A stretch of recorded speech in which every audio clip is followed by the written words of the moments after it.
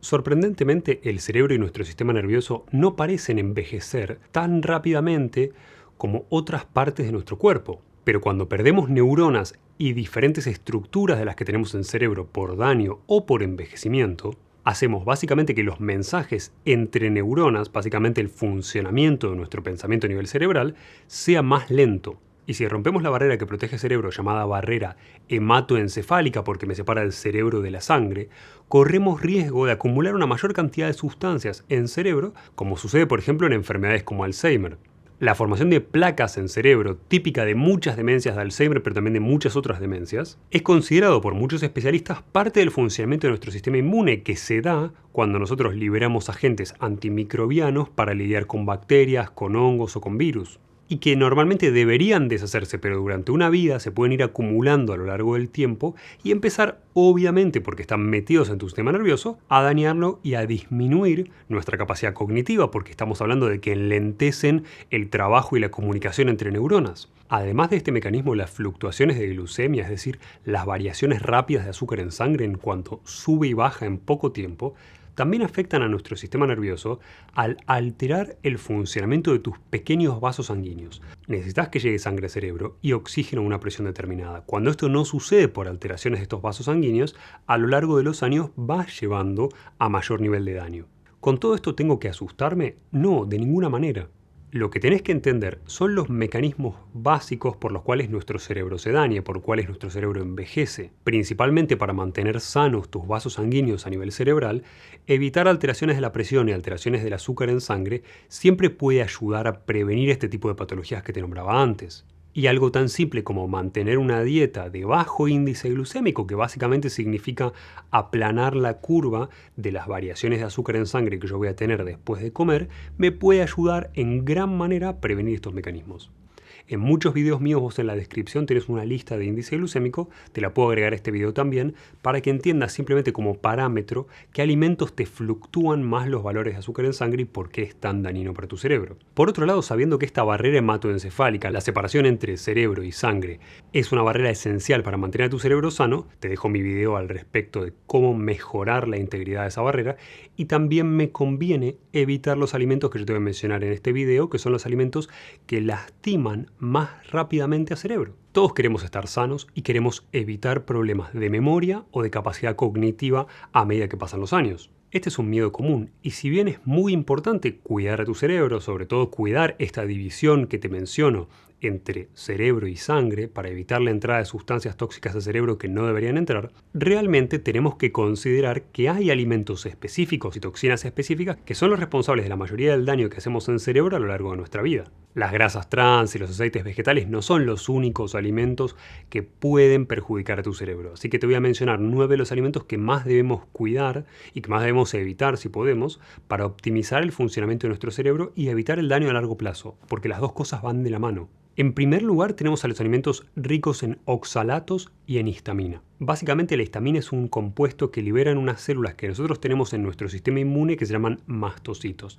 Esto obviamente tiene mucho que ver con la alergia, estas células son parte del sistema inmune y tienden a proliferar y a desarrollarse más frente a cosas que te estresan, como la mayoría de los alérgenos, por eso están asociadas a las alergias. Pero lo importante es que una vez que se libera la histamina, dilata los vasos sanguíneos e incrementa el flujo sanguíneo hacia la zona estresada, como sucede cuando se enrojece la piel de alguien por una alergia, por ejemplo. Esto también da lugar a inflamación y además los altos niveles de histamina pueden causarte a nivel del sistema nervioso niebla mental, dolores de cabeza, cuadros sistémicos que en general suelen ser hereditarios como la mastocitosis sistémica, y todos estos tienen en común que dan grandes niveles de inflamación que pueden dar lugar como consecuencia a nivel del sistema nervioso a disminución de la capacidad de atención, a irritabilidad e incluso a depresión.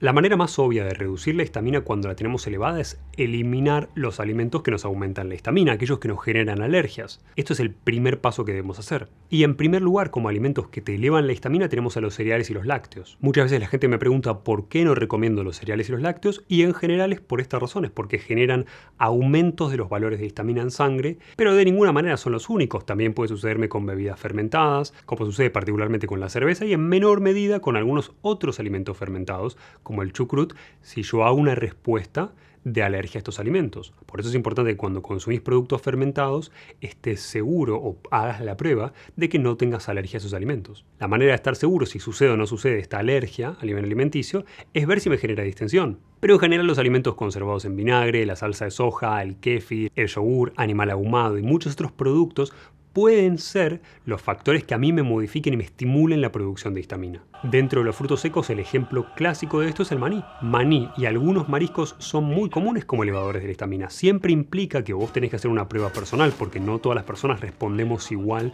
a las alergias alimentarias. Por eso hay test de alergias diseñados para evaluar tus alergias o mis alergias particulares. Y uno de los alimentos más ricos en histamina, aunque no se nos ocurre pensarlo, es en general cuando nos alimentamos de sobras, cuando hacemos mucha cantidad de un plato y lo comemos durante 2 o 3 días. ¿Por qué? Porque al tercer día obviamente fermentó más de lo que lo hizo el primer día.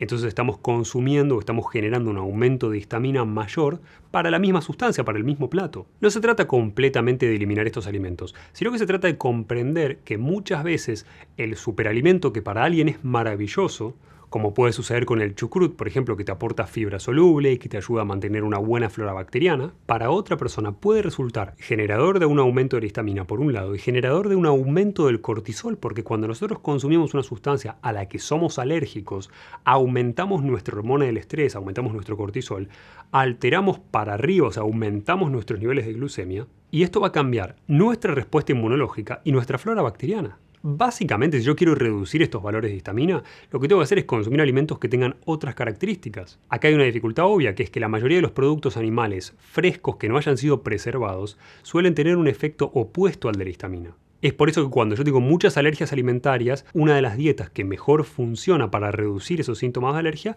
es la dieta paleo. Porque es rica en producto animal, es rica en verduras frescas que no hayan tenido fermentación. Si tenés inflamación digestiva en general, te recomiendo primero que busques los alimentos FODMAP, que son los alimentos que generan más fermentación adentro mío, y evites específicamente ese tipo de verduras para ver qué sucede con tus valores de histamina y para ver qué sucede con tus síntomas. Si querés reducir los niveles de histamina que vos tenés en tu organismo y que te están dando esta respuesta digestiva incómoda, altos niveles de grasa como el aceite de oliva, el aceite de coco o algunos tipos de tés e infusiones son muy buenos para reducir los efectos inmunológicos generados por la histamina. Pero por otro lado, yo también te mencionaba los oxalatos. Es mucho más común que la gente conozca sobre la histamina que sobre los oxalatos, pero los síntomas de una alteración en la que yo no puedo manejar correctamente el oxalato son muy parecidos, porque te va a generar por un lado inflamación, va a hacer que vos tengas más riesgo de tener una enfermedad autoinmune, y la inflamación causada por los oxalatos también agrava algunas condiciones como algunos déficits nutricionales de minerales. Mi consejo práctico para vos sobre los oxalatos es: si los síntomas que vos tenés de inflamación digestiva no mejoraron con todos los pasos anteriores de reducción de histamina, considerar reducir los alimentos ricos en oxalatos, que incluyen básicamente distintos tipos de cervezas, remolacha, chocolate, café, espinaca y la mayoría de las verduras de hoja oscura. También es importante que entiendas que el ácido oxálico y la elevación de esta sustancia que sucede después del tema de los oxalatos suele ser un síntoma que vos podés medir de sobrecrecimiento de cándida, con lo cual fíjate cómo todas las variables a nivel digestivo se suelen cruzar. En segundo lugar tenemos a los alimentos que fluctúan los niveles de glucemia. Estos alimentos que yo te mencionaba antes que te elevan y te bajan rápidamente la glucosa. Es lógico. Siempre tenés que evitar los alimentos de alto índice glucémico. Y es muy importante que diferencies lo que se llama carga glucémica de lo que se llama índice glucémico. La carga glucémica es la cantidad de azúcares que tiene un alimento determinado, mientras que el índice glucémico es cuán rápidamente se liberan en mi organismo y yo los puedo utilizar. La variación de este índice glucémico, la variación de glucemia marcada, va a llevarme a más inflamación, a más envejecimiento y a un montón de mecanismos que quiero evitar todo lo posible. Los picos de azúcares que vos haces cuando comes un alimento que no deberías consumir alteran tu funcionamiento neurológico. Evítalos, porque vas a tener excitación por un momento muy breve y luego vas a tener una letargia salvaje en la que no vas a tener ganas de hacer nada y vas a sentirte cansado. Para esto siempre recordá que nuestro cerebro se adaptó a una dieta que no era rica en azúcares, porque hacías una dieta paleo en general a lo largo del Paleolítico. Los carbohidratos que extraíamos en nuestra dieta en el Paleolítico eran extraídos en general de productos que tienen mucho menor índice glucémico que el que hoy tiene una papa o una batata. Esto no significa que la glucosa es un monstruo y que no la tenés que consumir nunca y que hay que hacer una guerra. Tampoco significa que sí o sí tenés que hacer una dieta cetogénica. El cerebro de todos necesita azúcar para funcionar correctamente. Y de hecho puedes extraer ese azúcar de las grasas en la cetogenia o incluso de aminoácidos.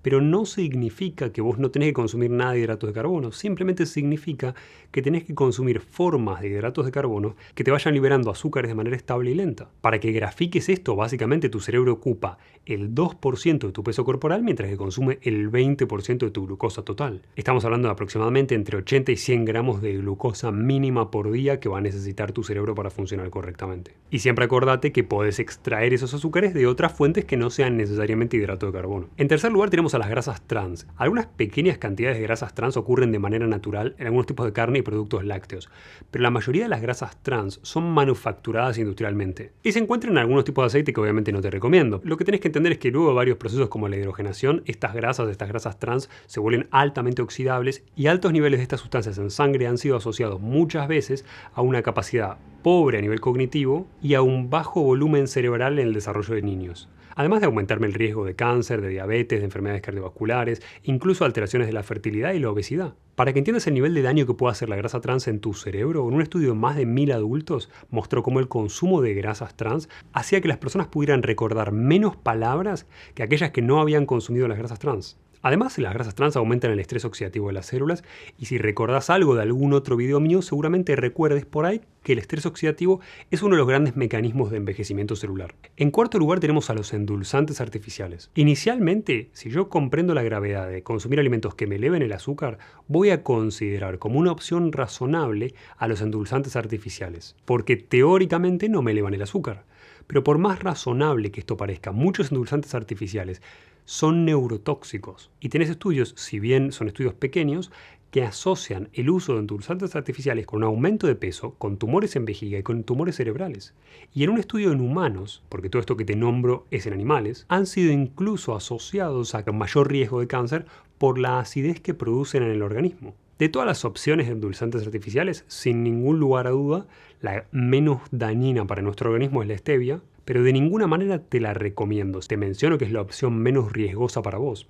Y si la vas a consumir es importante que diferencies esteviol de la hoja real de stevia. No tiene el mismo impacto en tu organismo. Y otro de los endulzantes que no tiene efectos negativos a nivel neurológico es el extracto de fruta del monje, que, como te digo, no tiene efectos negativos, pero tiene un efecto privativo a nivel económico.